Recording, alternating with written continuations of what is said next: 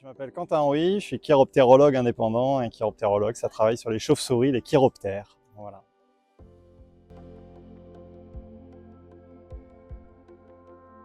Les chauves-souris, ils viennent compenser le manque de gîtes. Là, on pose principalement des nichoirs pour des chauves-souris qui aiment bien les gîtes arboricoles, mais aussi dans le bâti.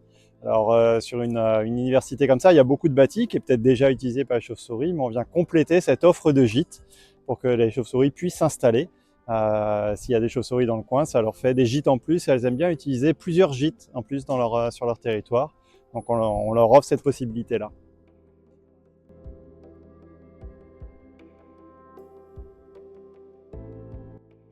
Alors, nos chauves-souris, en France hexagonale, elles sont toutes insectivores, elles mangent des insectes. Alors suivant les espèces, des petits insectes, des petits moucherons, des mouches, des moustiques. D'autres vont manger des papillons de nuit ou des chenilles, d'autres des scarabées, des insectes plus gros. Et donc elles participent à la régulation des populations d'insectes, ce qui ça nous intéresse. Déjà elles vont manger des moustiques, donc on n'est pas contre. Et puis elles mangent aussi les insectes ravageurs des cultures ou des vergers, ce genre de choses.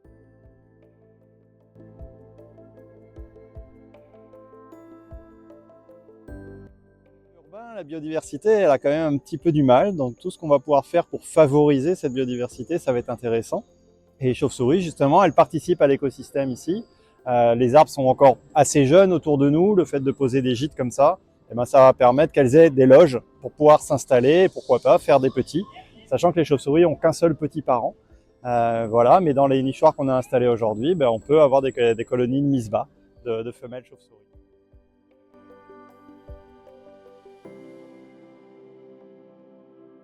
Eh ben, les chauves-souris qui sont présentes ici. Alors en Ile-de-France, on a une vingtaine d'espèces sur les 35 espèces françaises. Sur la petite couronne, on va retrouver une dizaine d'espèces à peu près sur ces 20 espèces. Mais on va pouvoir avoir des pipistrelles, alors des pipistrelles communes ou des pipistrelles de cul. On peut avoir des oreillards, des chauves-souris avec des grandes oreilles. On peut avoir quelques murins, des murins nattéraires par exemple, qu'on peut retrouver dans ce type de milieu. Et puis pourquoi pas, on peut avoir des pipistrelles de Nathusus, qui sont des espèces migratrices. Et sur leur trajet migratoire, eh ben, elles peuvent utiliser ces gîtes.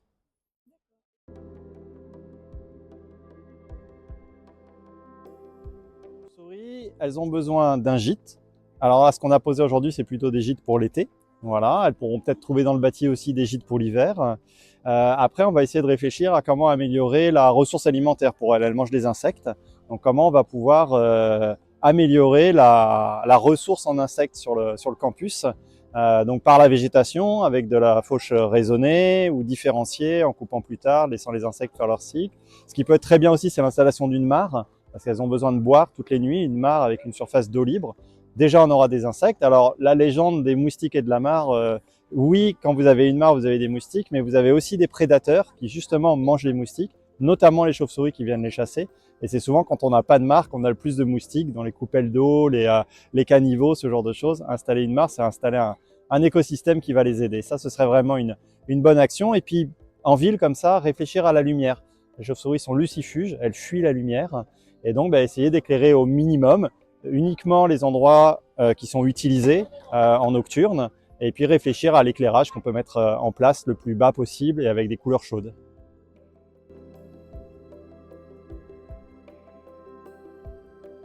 On va pouvoir contrôler les gîtes qu'on a posés chaque année, l'été. On peut venir voir si effectivement des chauves-souris sont installées.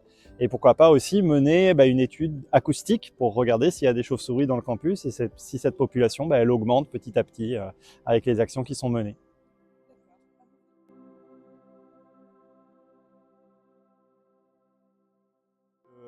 Faire gérer son jardin de la manière la plus écologique possible, pas utiliser de produits phytosanitaires, ne pas éclairer le jardin quand on n'y est pas.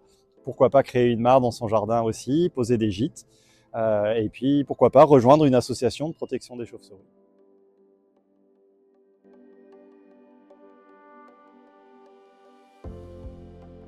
C'est une question difficile parce qu'il y a tellement de choses surprenantes chez les chauves-souris.